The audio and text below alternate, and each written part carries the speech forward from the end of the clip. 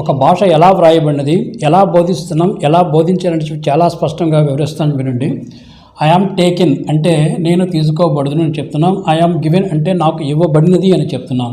Taken అంటే తీసుకుని, yam taken అంటే తీసుకోబడు, ఐ యామ్ టేకెన్ అంటే నేను తీసుకోబడదును, ఇది రైట్.